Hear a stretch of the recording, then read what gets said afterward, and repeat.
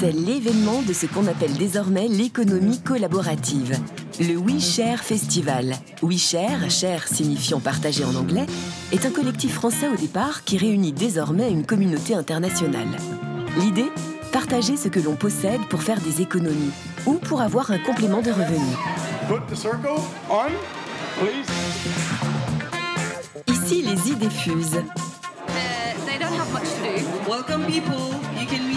Véritable laboratoire d'idées où les nationalités se côtoient, l'économie collaborative, presque déclinable à l'infini, se dessine ici dans ces lieux d'échange et de réseau. À l'origine de ce collectif, né il y a 2 ans, Antonin Léonard, 27 ans, tout juste sorti d'une école de commerce.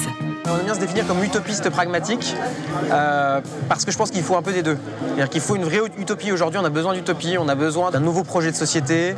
Et en même temps, si ce projet de société il ne se construit pas, il ne se concrétise pas par des actions concrètes et des réalisations positives qui montrent que ça marche, qui montrent qu'il y a une réalité économique, qui montrent qu'il y a des emplois à la clé, et ben on ne sera pas pris au sérieux, effectivement. Tu peux t'inscrire là. D'ici la fin de l'année, on va recruter 40 personnes. On recrute aussi bien une équipe technique, des développeurs mobiles, développeurs web. Des emplois, il s'en crée effectivement. Blablacar, le site de covoiturage, connaît un succès international fulgurant. 100% de croissance par an, 7 millions de membres dans 12 pays. Le site se développe actuellement en Allemagne. Quand on recherche un trajet longue distance sur notre site internet, par exemple Hambourg-Berlin, on trouve désormais 40 offres par jour. C'est vraiment un super développement, alors qu'on n'existe que depuis 1 an en Allemagne. Crise économique, prise de conscience écologique, nos comportements de consommateurs sont en train de changer. Le citoyen veut reprendre le pouvoir sur ce qu'il consomme. Pour ne plus subir, il cherche à agir concrètement sur le terrain, en consommant autrement, en partageant. Que ce soit pour partager son logement, se réunir pour acheter moins cher aux producteurs, sous-louer son parking, ou même trouver des fonds pour un projet en faisant appel au financement participatif. L'économie collaborative est en train de passer du système D à une nouvelle donne économique grâce à Internet. C'est la conviction de Benoît Renoul qui a fondé ShareWiz, un site de partage. Ce jeune trentenaire s'est inspiré d'un site hollandais et d'un constat assez évident. Pourquoi acheter ce que l'on peut emprunter ? En fait, c'est une action concrète pour consommer autrement, mais pas par idéologie. Je dirais parce que c'est le retour au bon sens, quoi. À quoi me sert d'acheter une perceuse que je veux utiliser 5 minutes par an ? C'est aberrant comme comportement de consommation. L'économie collaborative repose sur plusieurs grandes bases qui lui donnent beaucoup d'ampleur. C'est la crise, le fait qu'il y a des contraintes externes qui font que chacun repense à ses habitudes de consommation et cherche à les optimiser. Il y a Internet qui permet d'avoir aujourd'hui des outils pour se mettre en rapport les uns avec les autres. Et puis il y a la dimension de communauté aussi qui est très forte. Exemple avec Anaïs, une jeune Parisienne qui prévoit de partir en voyage. Elle a rendez-vous chez Jordan, qu'elle a contacté grâce au site de partage ShareWiz. Bonjour. Bonjour. Les 2 jeunes femmes ne se sont jamais vues. Elles ne se connaissent pas. Tout va bien. Le guide est là. Si tu veux, je peux. Pourtant, Jordan va prêter un guide touristique et un sac à dos d'une valeur de 150 € à Anaïs, qui n'en a besoin que ponctuellement pour partir en randonnée cet été. Du coup, je t'ai préparé le sac. Excellent. Alors, bon, c'est un 50 litres. Bon, il a toutes les poches. Il a voyagé. Les 2 jeunes femmes se sont rencontrées sur Internet, sur ce site de partage où l'on peut se prêter n'importe quel objet en fonction de sa géolocalisation. C'est un état d'esprit général. Je trouve que c'est inutile parfois de consommer plus, d'acheter plus, alors que l'objet, finalement, il est quelque part autour de soi.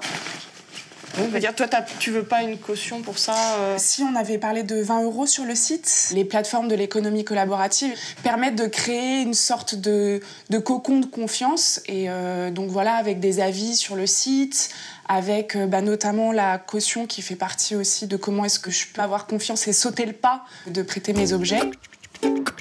Face au diktat du tout achetable, du tout jetable, une autre initiative citoyenne de l'économie collaborative est en plein boom en Europe, grâce aux réseaux sociaux, les Repair Café. Si c'est réparé, on va passer ici pour nous dire. Ça nous permettra de savoir. Dans ce centre de loisirs parisien, aujourd'hui, on fait la queue pour réparer ces objets cassés. Je suis venu réparer mon aspirateur. Ma bouilloire, qui est toute neuve. Je suis venue réparer cette brosse rotative. L'idée des Repair Cafés, se retrouver dans des lieux éphémères entre citoyens et bénévoles bricoleurs pour réparer un objet plutôt que de le jeter. Je déconseille de mettre des objets lourds dessus. En fait, c'est renforcé ici au niveau du lecteur, mais pas forcément ailleurs. Pour les consommateurs lassés de trop consommer, c'est l'occasion d'agir concrètement. En tant que consommateur, en fait, on est obligé, pour juste une pièce à changer, on est obligé de tout jeter et de tout racheter. Et je trouve ça complètement ridicule. Déjà une question de coût, voilà. Je pensais aller le faire réparer, mais il est plus sous garantie. Donc je me suis dit, c'est moins, peut-être 100 €, 150 €. On peut soit réparer soi-même avec des outils à disposition, soit se faire aider par des bricoleurs confirmés bénévoles. Il doit y avoir un de ces deux-là qui va en direct avec ça. Un véritable rendez-vous convivial aussi pour les bricoleurs. Réparer, trouver des solutions, échanger. Une manière pour des touche-à-tout d'allier rencontres, engagement écologique et passion du bricolage. C'est le challenge, c'est la curiosité, c'est le plaisir de réparer, de faire remarcher quelque chose qui est condamné à être sur le trottoir ou à la poubelle. Et souvent, ça fonctionne. Ces lieux de réparation éphémères gratuits fleurissent un peu partout. Ils se comptent désormais par centaines en Europe. Le premier Repair Café est né à Amsterdam il y a 5 ans. Aujourd'hui, ces initiatives citoyennes ne sont plus le fait de quelques militants. La volonté militante de certains pour les aspects environnementaux rejoint en fait la nécessité économique d'autres personnes. Et ce qui est intéressant, c'est que ces deux courants se rencontrent. Et il y a de plus en plus de gens, effectivement, qui viennent dans les Repair Cafés en France. Ça marche très bien en Allemagne, ça marche aussi très bien en Belgique. Ah, super. Ah, génial. Ça y est. Super. Ouais. Pour les spécialistes, ces initiatives ne sont plus des épiphénomènes marginaux, mais bien une tendance de fond. Selon un sondage, près d'un Français sur 2 a au moins une fois pratiqué l'économie collaborative. Pour l'économiste Philippe Moati, on assiste bien à un phénomène. On est incité à réfléchir en période de crise. Vous savez, quand le budget ne tient pas, quand on n'arrive plus à consommer comme avant. Eh bien, peut-être qu'à son petit niveau, plutôt qu'attendre les bras ballants, on va essayer de trouver des solutions locales à nos problèmes. Et donc, on voit un tas d'initiatives locales, des micro-initiatives qui révèlent une activité d'innovation sociale et qui, finalement, réinventent un peu le monde par le bas. Alors, au début, ça fait sourire parce que c'est microscopique, mais finalement, certaines de ces initiatives constituent finalement des phénomènes de société. Typiquement, la consommation collaborative qui se débarrasse quelque part des habits militants, mais qui acquiert, au passage, une vraie portée et une certaine capacité à changer le monde. Signe de ce succès, les grandes enseignes commencent à s'intéresser au phénomène. Certaines ont même sponsorisé l'événement. L'économie collaborative n'en est qu'à ses débuts. Et pour preuve, ce mur d'idées. C'est peut-être ici que s'inventent les startups de demain.